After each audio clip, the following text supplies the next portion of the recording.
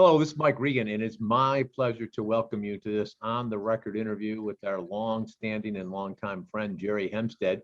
Around here, I asked Jerry what his title is, and I don't know if it's Master Guru, Parcel Sherpa, or Mr. Parcel. Pick whichever one is working for you, but Jerry knows a ton about what's going on in the parcel sector, and I'd like to welcome you to Jerry to this on the record interview where we're going to be talking about what's going on in the parcel world. So Jerry, welcome.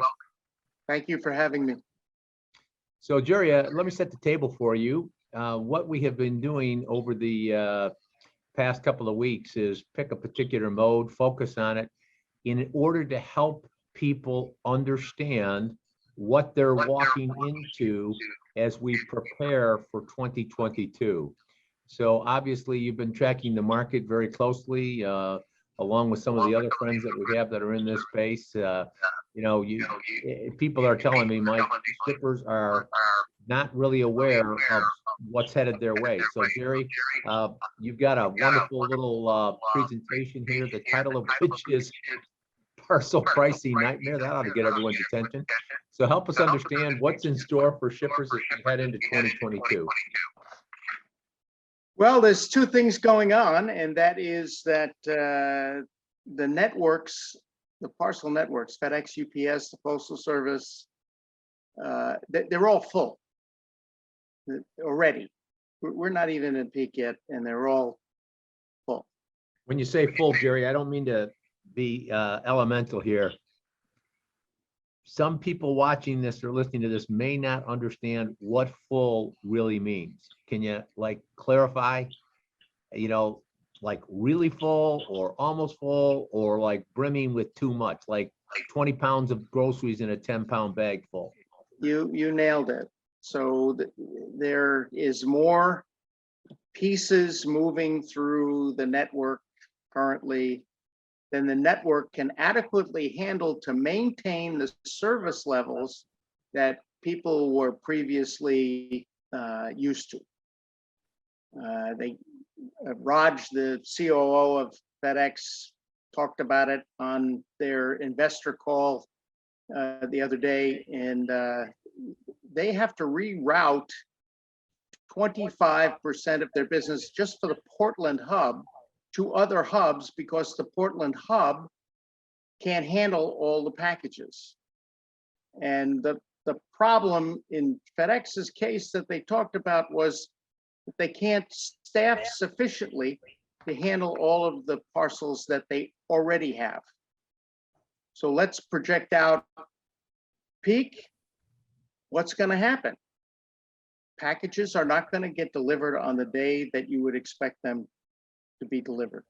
And when is peak, Jerry? When is peak? To me personally, it begins the day after Labor Day. We're in it. Now, some of the peak pricing doesn't kick in till October, but it started already. Let's talk about volumes a little bit.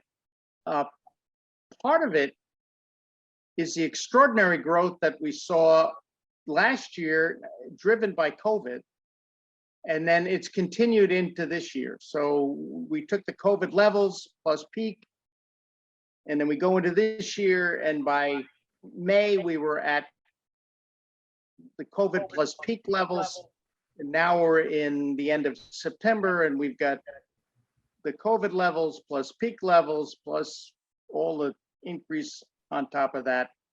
FedEx is projecting 14% growth looking forward.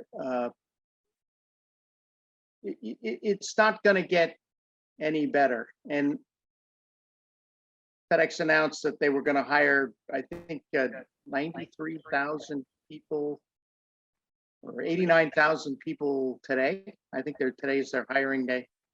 I think Amazon announced they were going to hire 115,000 people.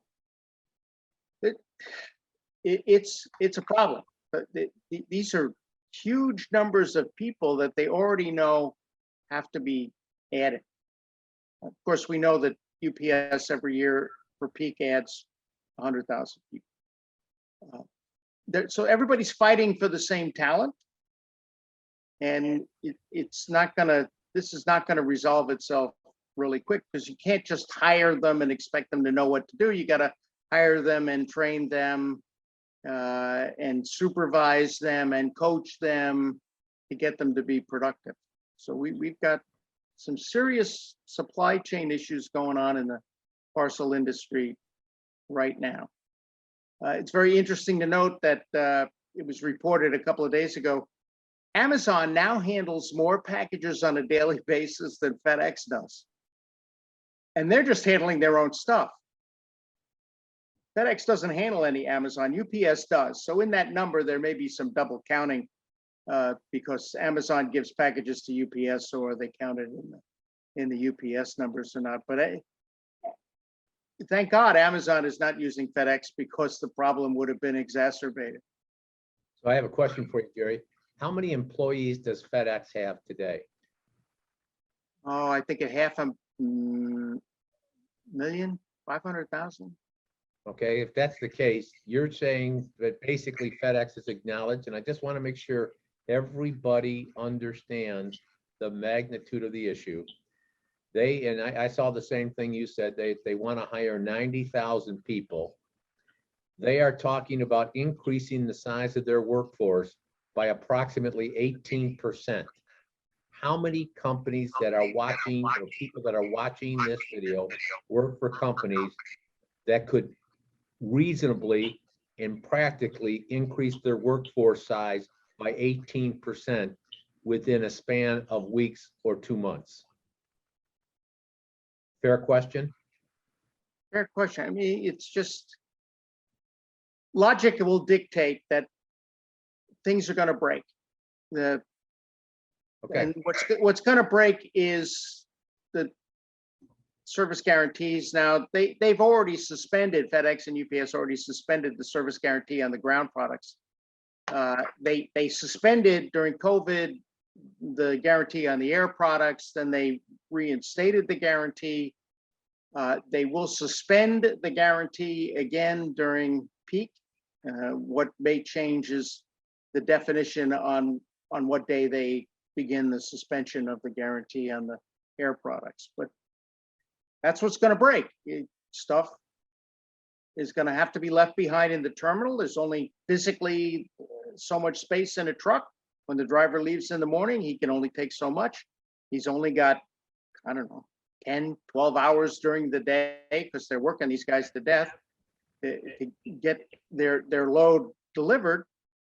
And so they may not have enough time to deliver all the packages that are on their trucks. So now they got to take them back to the terminal and put them on top of the packages that they already left behind in the morning. And we saw this play itself out during the UPS strike back in the 96, 97, I think, where that happened. There was just more freight than could fit in the delivery vehicles. There was more packages that could be delivered in a day, and it just kept compounding day after day. And we're going to see that. We're going to see that during peak as we approach Christmas. Not good. I hate to be the harbinger of bad news. So what's happening is that when we got the simple economics of supply and demand, people need to move their packages. If you want to sell your products and get them delivered, you're going to have to use FedEx or UPS or USPS. And they have taken numerous pricing actions over the last year. And FedEx on Monday, after the market closed, announced their pricing revisions, increases for next year, the general rate increase, although there are various dates when things kick in. I do want to point out for your listeners, which affects what TranzAct does for them, that you have to pay FedEx now on time, or they give you a 6% fee on the whole bill. Surcharges, freight charges, if you don't pay them within your negotiated payment terms. So you need a company that's on top of that, either your accounts payable people or a third party like TranzAct. Keep an eye on that so you're not shooting yourself in foot and layering another 6% on all of these compounding changes that are coming. I do want to point out, we beat this to the death over the years, but it's something that shippers listening need to pay attention to this Christmas. You look at the stuff that's delivered at your front door, the boxes are way too big for the contents of the packages. And so the carriers impose dimensional weight charges. But a lot of people are spending way too much money paying dimensional weight when they don't have to. So get involved in what's going out the door. Keep an eye on the people that are packing your shipments out on the dock. Be prudent about how much packaging you really need to handle when you're shipping somebody a sweater. How much bubbles need to go in that box? None. It's not going to be broken. But I see it every single day. Somebody's making a delivery to my house, and they're almost invariably they're overpacked, and you pay for that. So in anticipation of peak, the carriers have hit us with surcharges, and it's almost like going to Starbucks with the surcharges, depending on how much more business you give them during peak. UPS has Tall, Grande, Vende, and Trenta that you could pay, like for ground residential, you can pay an additional $5.15 plus fuel additional on the package during peak. So it begins October 31 with UPS. And so these seasonal surcharges, I think, are with us for the duration. It's just a matter of intensity of the surcharge and the frequency at which they're going to change these surcharges. So let me just see if I've got this right.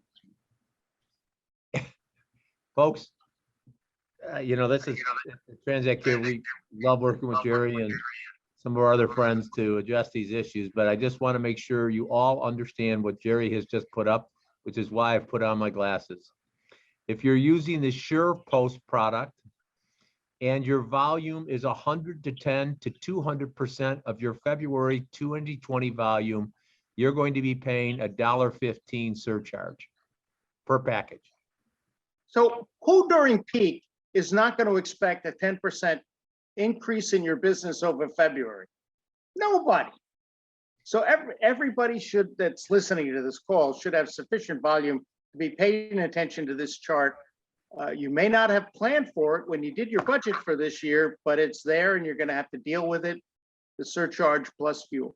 And on top of it, we'll talk a little bit more about fuel coming up. Just so I understand, if you had more than 300 to 400% of the volume, AKA you had 100,000 packages February 2020, now you've got 300,000, or that would actually, on top of that, you're going to be paying $2.15 to $3.15 per package more to give them more volume.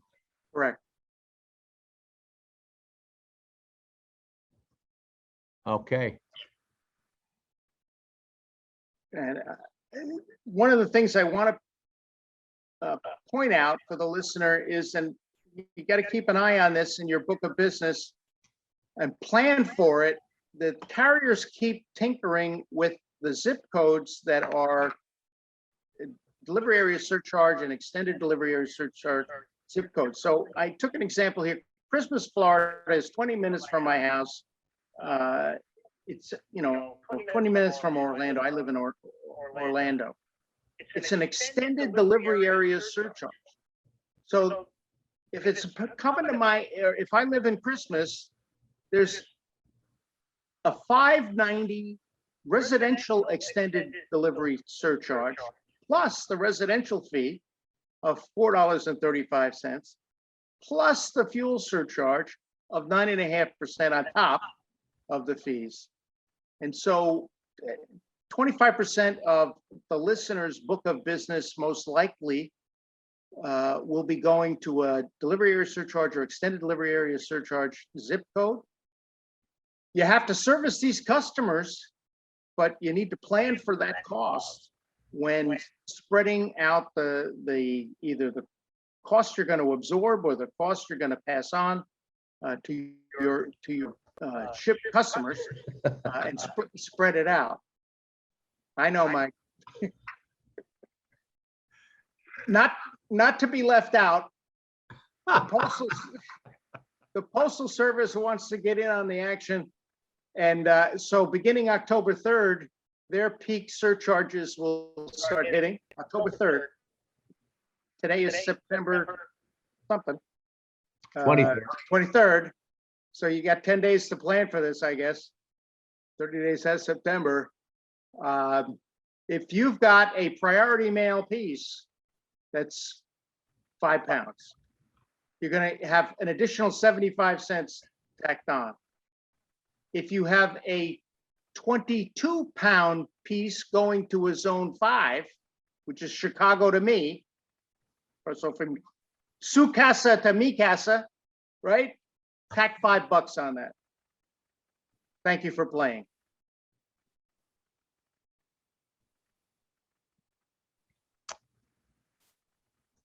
So what's ahead? So they've already announced for next year an increase in the surcharges. So you say, well, begin January 17th, you've got a peak surcharge. They're not going away. They're just adjusting. They're not going away. And there's no end date to peak surcharges. There's no end to it. So what did FedEx announce? Well, so traditionally since 2014, FedEx has gone up 4.9% per year on average. This year they announced 5.9 on average because they can. In my humble opinion, they're trying to telegraph the other carriers, hey, you too can take up your rates 5.9%. Follow me into the land of escalating prices. So let's break this down into pieces. Back up just a second. Jerry, back up just a second. Can you go back to that slide? And I'm going to have people watching this and said, well, that 5.9 GRI, general rate increase, for those of you that aren't familiar with that, I always negotiate that down. So I may not see a 5.9, but with my discount, it is 2.32%. Is that going to still be the case here? Or is yes, FedEx? Yes and no. And let's go to the next slide and you'll see why the no. Right? All right. So a lot of the book of the business of the listeners, because they generally will have a discount, some bigger than others, are faced what's called a minimum charge per piece. So let's say you get hypothetically 80% off your ground rates. I don't know anybody that has that. Well, you don't really get 80% off because you agree in your contract to pay the minimum charge. So the minimum charge currently for FedEx Ground is $8.76. That rate is going up 60 cents in January to $9.36, or a 60-cent increase in the ground rate that's coming in January. And you say, well, I get a big discount. I get this 50% discount off the ground. No, you don't, because you've agreed to pay the minimum charge. So most of the shippers were prudent enough, either through the help of a specialist or did it on their own, to negotiate a discount off of the minimum charge. Some people do that. But normally they're articulated by the carrier as a flat dollar amount off.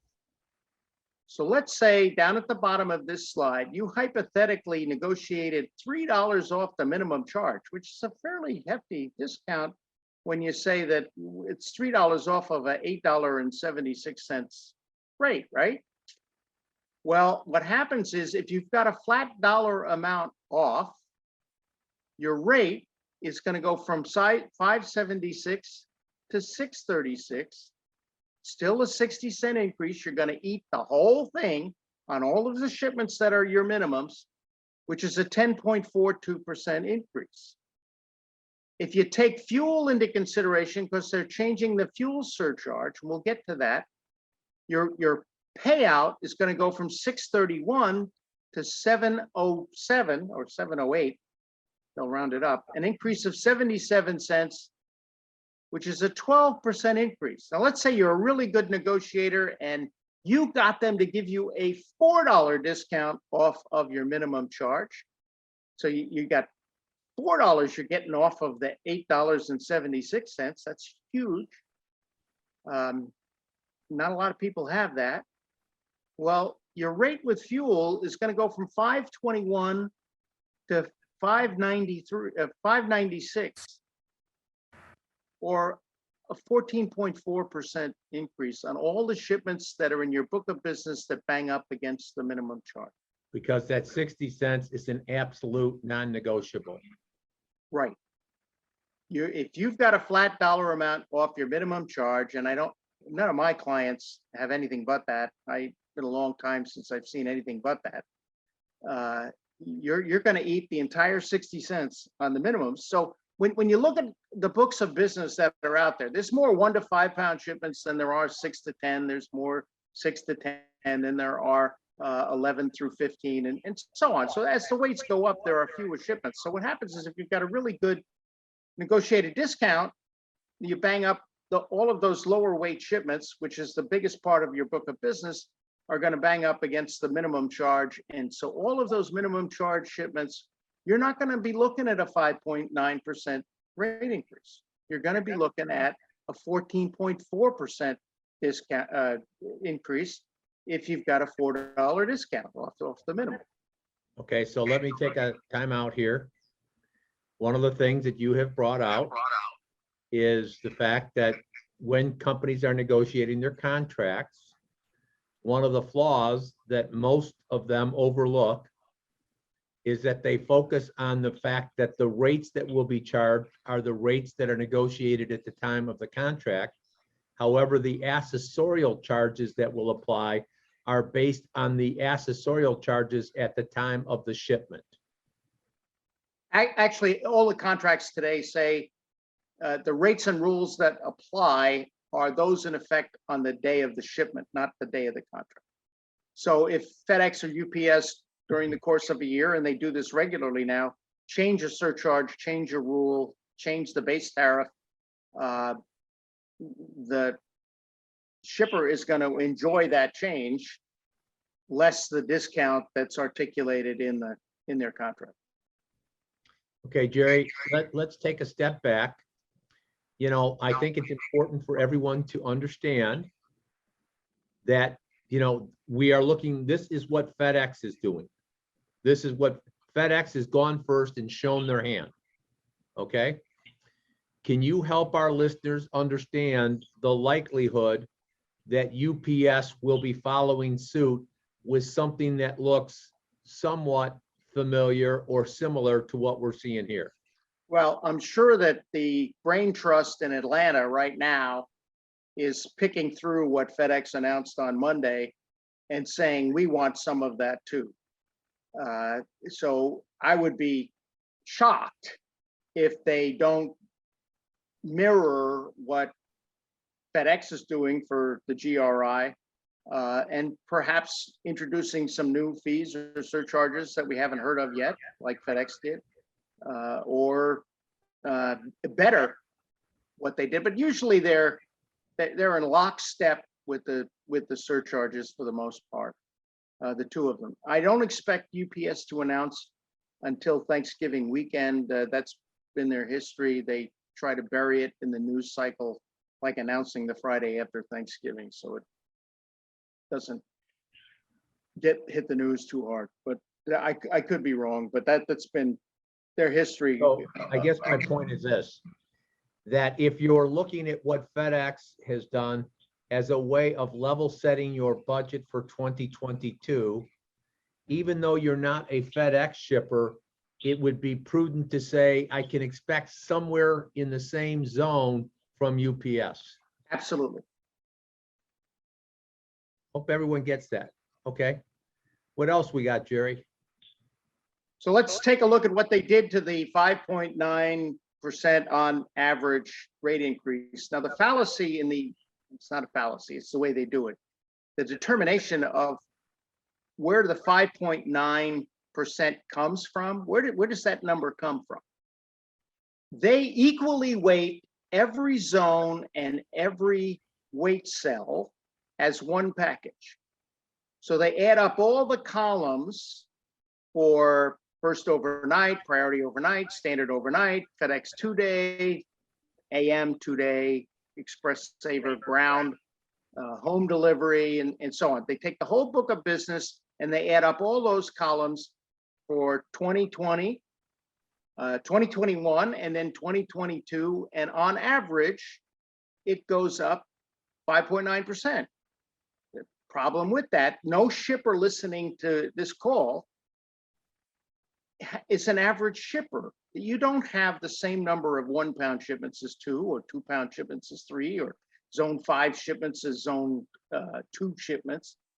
And so the carriers know, they have the intelligence in their systems to know which cells to weight the highest to get them the best quality revenue for that weight and that zone for that product.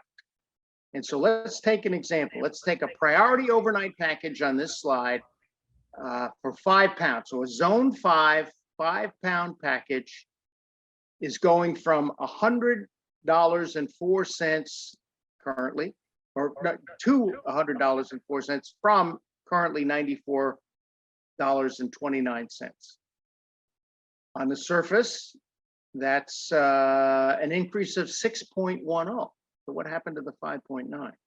And then you layer in the change that they're going to do to fuel, and the rate change is now 8%. So if you've got the traditional benchmark zone 5 5-pound package, Mike Regan to Jerry Hempstead, Chicago to Orlando, this is zone 5. That package is going to go up in January 8%. What happened to 5.9? Let's look at a ground piece. You know, the bulk of the business out there is ground pieces. So the rate is going to go from $13.70 for a 5-pound piece, zone 5, to $14.73. That's a 7.52% increase without fuel. If you layer on what they're going to do to fuel, the increase is going to 9%.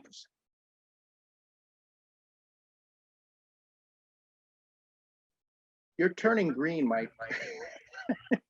Well, no, I guess this is something, you know, the value of these on the record interviews, Jerry, and you and I are longstanding friends, and you know, here's my concern. I was at a dinner at CSCMP annual conference this week with a very large parcel shipper. She's extraordinary, great negotiator and everything else like this.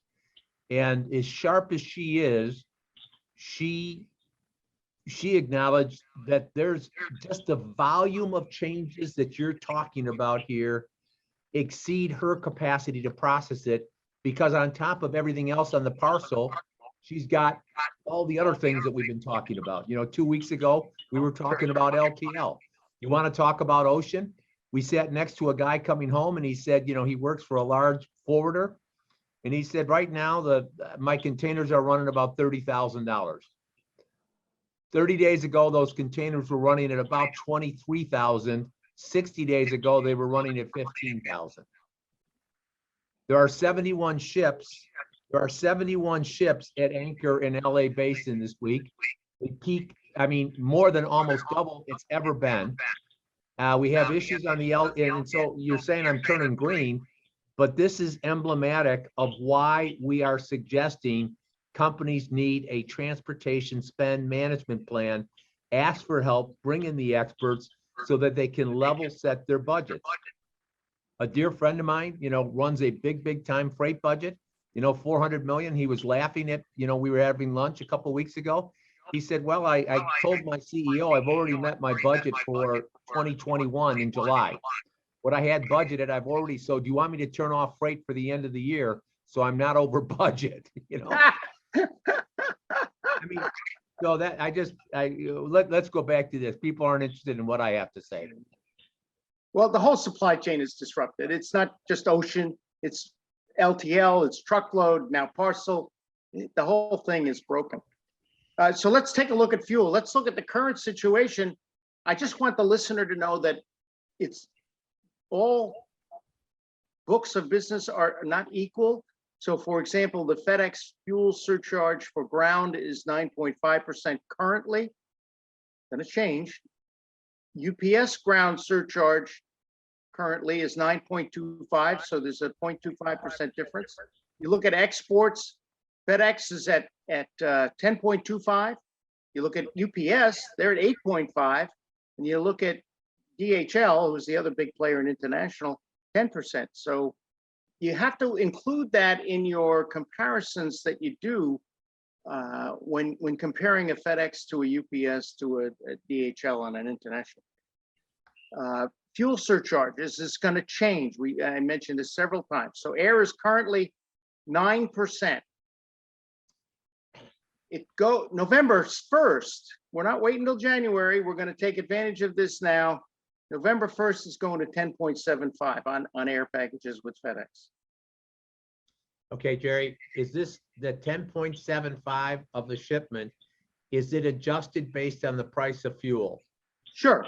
And so, but this, all things remaining constant, the rate will go from 9% currently to 10.75. If fuel continues to escalate, the 10.75 could be something greater. So I just want to emphasize to this people watching, and this is why I bring this point up. It's not 10.75 regardless of what happens with the price of fuel. It is 10.75 that is subject to movement based on the price of fuel. Correct. And then ground packages are currently 9.5. They're going to 11.25 November 1st. So you need to plan that on your Christmas business. You should have known about this last year when you set your budget for this year. Stand by for UPS's announcement. As I said, I expect it around Thanksgiving.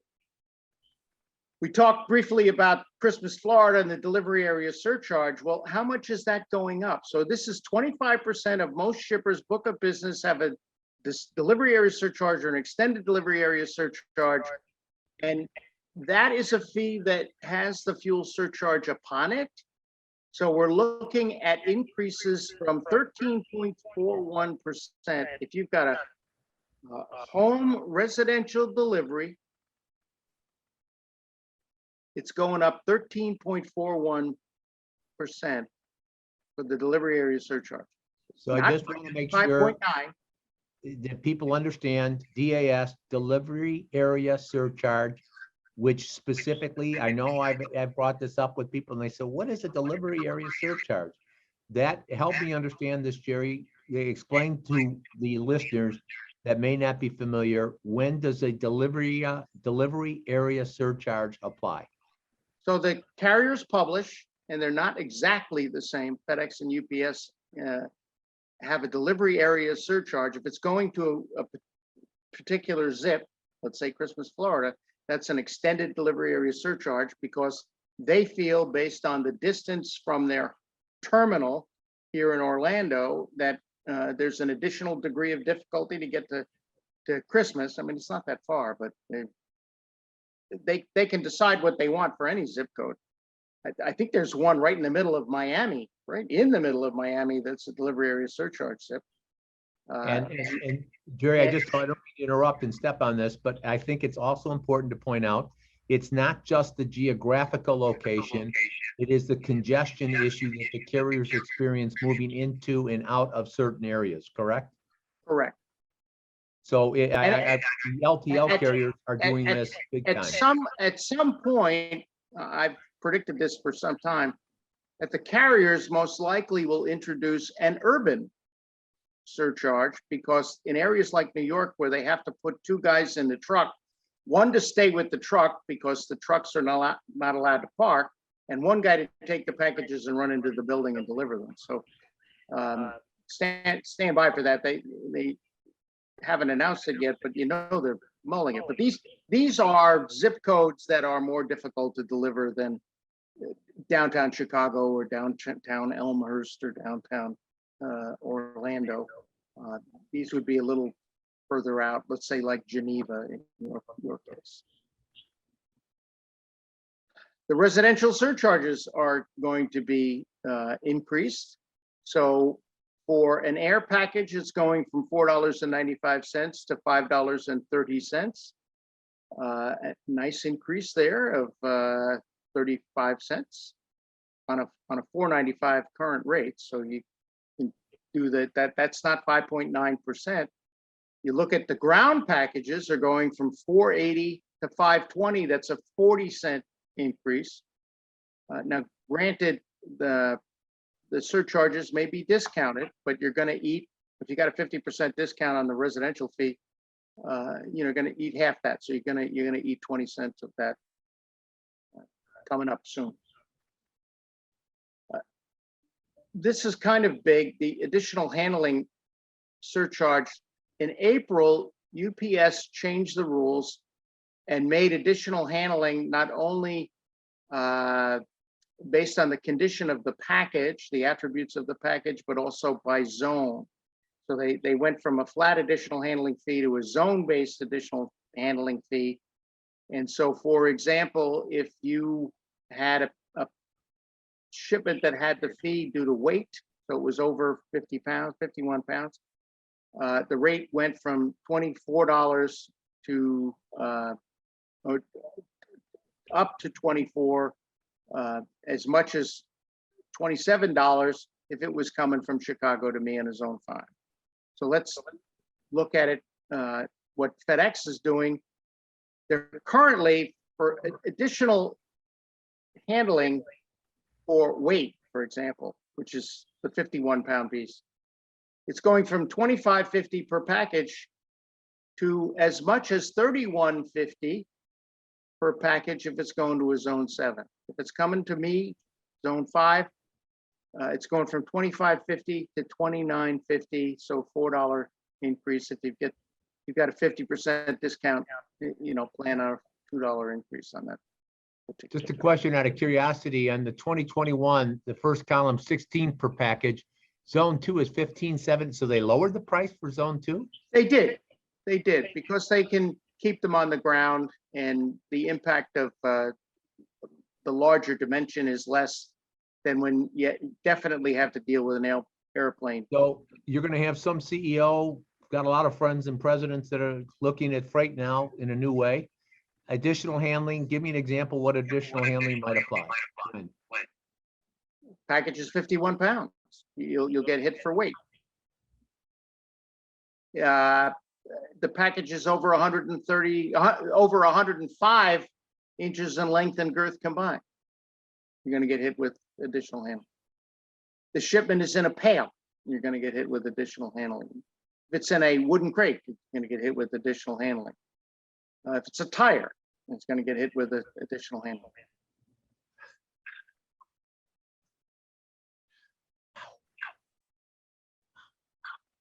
So what are the increases that we're looking at in terms of a percent? I think I pointed out the additional handling for dimensions.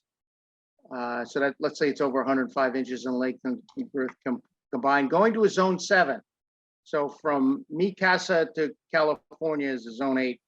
I am looking at a 36.5% increase on that package for this fee, with fuel included.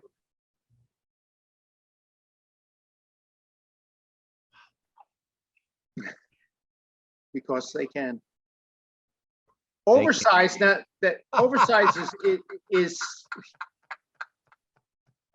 a package that exceeds 96 inches in length or 130 inches in length and girth combined is going to get hit with the oversized fee. Number one, you're going to be rated for a minimum of 90 pounds on that piece. And then you're going to have the oversized charge applied. So for example, for express packages, which is their air product, FedEx Ground, it's going up $40.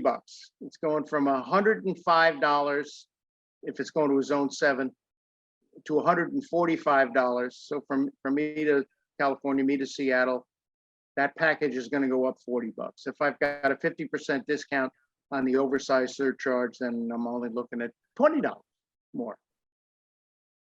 By the way, that doesn't include fuel. Fuel is applicable to this service, and it's actually worse than that when you add the change in the fuel surcharge. Okay, so one of your other things that you've talked about in your interviews with us is everything is negotiable. That is correct. Everything is negotiable. But FedEx a couple of months ago fired 1,400 people. We've also heard anecdotally, you know, at CSCMP, one of the big two, top executive from one of the big two said, look, we touch 40 million packages a day. Coming into peak, we are estimating that 1 out of every 10, or approximately 4 million packages, aren't going to get delivered when you think they ought to be delivered. Okay. So you have a system that's flush with freight. How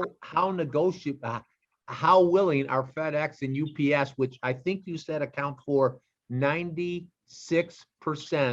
of the parcel shipments in this country? How willing are they going to be to negotiate? It's going to vary by case, and your relationship with the FedEx sales rep, with the relationship you have with his boss, the district sales manager. Hopefully you've done due diligence in the past and developed those relationships. And because at the end of the day, the sales reps want to keep you because they get paid, you know, incentive compensation pay for the book of business they manage. So they don't want to lose you. The sales rep doesn't. FedEx corporate may want to lose you depending on the yield, on the quality of your revenue. And we saw some of that last Christmas where they invited some customers to leave. They were draconian with some customers and just pulled their contracts and said time to renegotiate to the carrier's favor. But so I guess, but Jerry, and I don't mean to make too big a deal of it, but I think this is extraordinarily important for our customers to understand. You know, at CSCMP, I heard numerous people said that this is the most unusual carrier negotiation season they've ever been in, because the focus isn't on price, it's on protecting my capacity, guaranteeing that what I got in 2020 or 2021, I'm going to get in 2022. Is that an enlightened position, or what are your thoughts? For most of the big shippers that are listening, it may be imprudent to ask for anything better than what you have now, because you may not want to draw attention to your contract. Can you repeat that? It's not a good time right now to ask for much. We'll get to one that you should ask for, but because if they open up an analysis of your book of business, they may determine they're not getting a large enough yield out of your book of business for them. Okay. And they can use it as their opportunities. You know, well, you called us and we took a look at your book of business and we're not making enough money on you, so here's your new deal. If you want to leave, that's okay. Okay. What else we got, Jerry? And then what? Then you got a book of business you have to take to the other carrier who you know is flush full of business. So this is new and improved, and this is the one I alluded to that you should pick up the phone and ask for a discount, because it's a brand new accessorial charge. So nobody listening has a discount on this particular new surcharge. So FedEx has announced that effective January 17th, so it won't affect this Christmas period, but a delivery or return surcharge of $1 on their ground economy network. So ground economy is what was traditional, their Smart Post product that was delivered last mile by the Postal Service. They've been migrating the business away from Postal Service delivery to have them delivery on their own vehicles. And they've decided that they're gonna because they can, slap $1 fee on all of those ground economy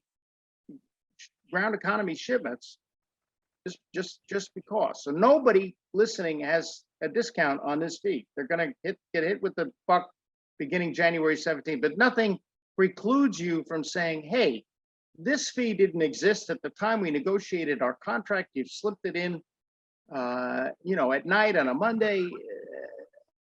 I need to get a discount or get it waived in the spirit of the partnership.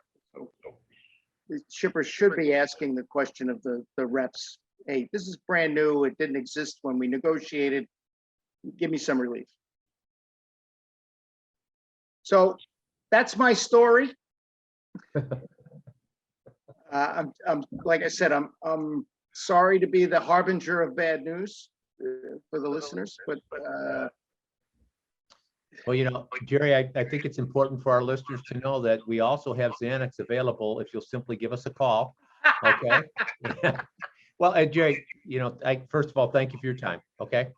And I want to emphasize we went well over, but let me just give you make some observations based on what you've said.